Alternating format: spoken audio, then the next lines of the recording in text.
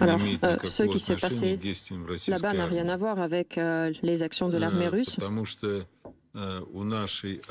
parce que notre armée a des ordres très précis de ne pas cibler les installations civiles.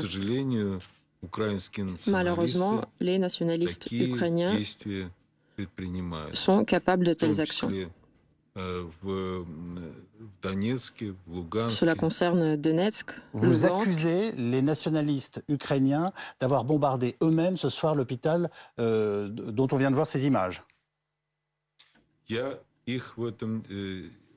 Bon, pour ce cas précis, pour ce cas de figure, non, je ne les accuse pas parce que je ne sais pas ce qui s'est passé exactement, mais je suis certain que les nationalistes ukrainiens, effectivement, bombardent les cibles civiles, les installations civiles,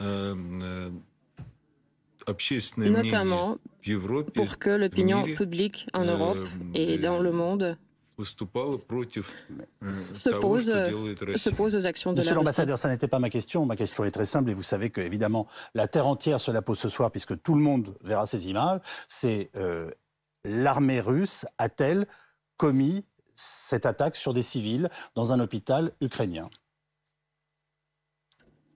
Un hôpital pédiatrique.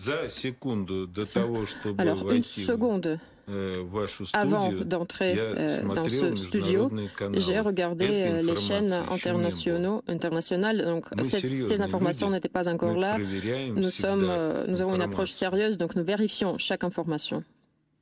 Ulysse Gosset. Monsieur l'ambassadeur, il y a quand même eu sur ce point d'autres bombardements d'écoles, de bâtiments civils, il y a des victimes civiles. Et vous avez rappelé que le Kremlin avait affirmé qu'il n'y aurait pas de ciblage de civils. Et dans la réalité, il y a beaucoup de victimes civiles.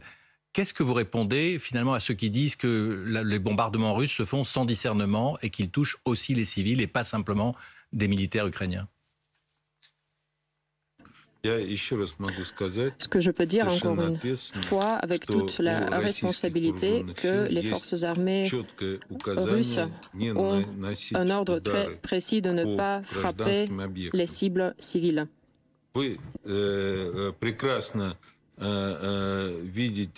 Vous voyez la situation telle qu'elle évolue, ce que les forces armées russes auraient pu faire beaucoup plus rapidement, ils ne le font pas parce que pour nous, l'essentiel, c'est d'épargner les vies de la population civile.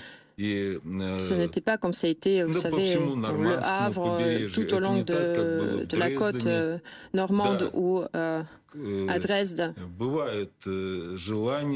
Oui, des fois, il y a chez les militaires cette volonté de trancher rapidement, mais pour nous, le peuple ukrainien, ce sont nos frères.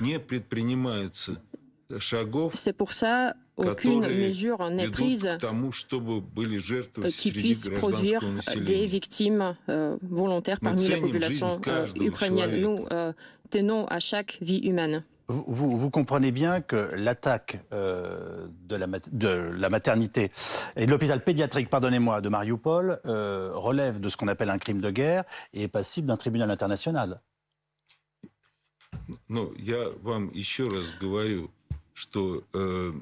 Encore une fois, je viens d'apprendre cette nouvelle de vous-même. Je viens d'apprendre moi-même cette frappe à Mariupol, alors je ne sais pas qui a perpétré cette frappe. Oui, je vous pose la question autrement. S'il était avéré que c'est bien l'armée russe qui a commis cette agression, la condamnez-vous et dites-vous que c'est une erreur ce soir et une grave erreur de l'armée russe? Значит, я всегда исхожу из тех. Alors, je me base toujours sur les faits fondés, sur les faits prouvés. Si une telle ou telle information est prouvée, alors on peut trancher, on peut prendre des décisions appropriées.